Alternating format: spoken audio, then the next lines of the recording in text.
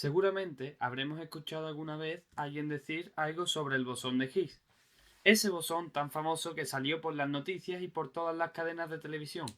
A lo mejor podríamos comparar su popularidad hasta con las grandes estrellas de fútbol, pero en todo caso sería como una estrella de partículas. De entre todas las partículas es la que más famosa se ha hecho en los últimos años. Pero en realidad, ¿cuánta gente conoce lo que en verdad es? ¿Por qué es tan importante una partícula para los científicos? ¿Acaso no tiene la misma importancia un electrón que un bosón de Higgs? ¿Acaso el bosón de Higgs no es un simple bosón? Pero, ¿qué es el bosón de Higgs? Desde el momento en el que los físicos empezaron a darse cuenta de la gran cantidad de partículas que había, trataron de explicar por qué esas existen y no otras. ¿A qué se deben las características que tienen? ¿Qué simetrías existen?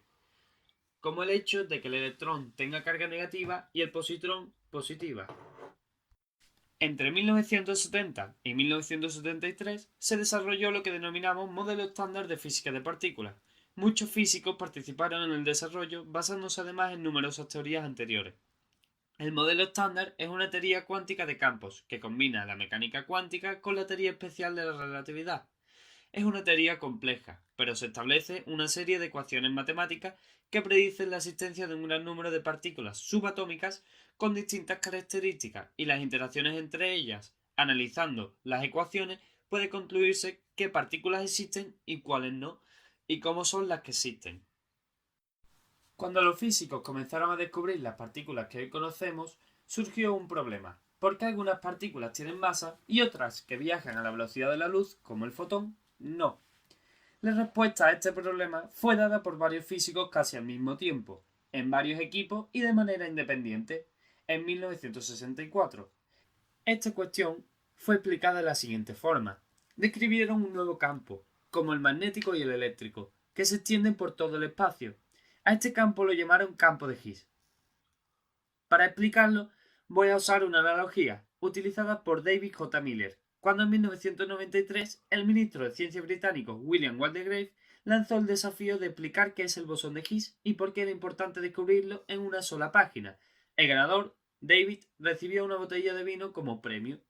Imagina una fiesta de políticos. Todos están distribuidos homogéneamente por la sala y hablan entre ellos. Cuando entra el presidente, a medida que cruza la sala, los políticos se ven atraídos hacia él, rodeándolo. A medida que avanza, los políticos que lo rodean vuelven a su posición original. Debido a la aglomeración de gente a su alrededor, el presidente gana masa. En tres dimensiones y con las complicaciones relativistas, este es el mecanismo de Higgs. Para explicar la masa de los cuerpos, se idea un nuevo campo que se distorsiona cuando una partícula pasa a través de él. Esta distorsión, análoga a la aglomeración de gente, es la que genera la masa de las partículas. Decir que existe un campo misterioso del que se deduce la masa de forma natural está muy bien, pero es simplemente otra manera de llamar a la masa. ¿Cómo saber si este campo existe realmente o no? Aquí es donde entra en juego el bosón de Higgs. Al igual que los demás campos estudiados, se predijo que el campo de Higgs, de existir, debía tener una partícula asociada, al igual que el fotón representa la ondulación del campo electromagnético. Tras esta idea, la teoría de Higgs ya sí era una teoría comprobable experimentalmente y fue publicada. Esta teoría predecía varias características de la partícula. Era un bosón, de ahí su nombre, por lo que debía tener un spin nulo. Tenía masa, no tenía carga y era su propia antipartícula.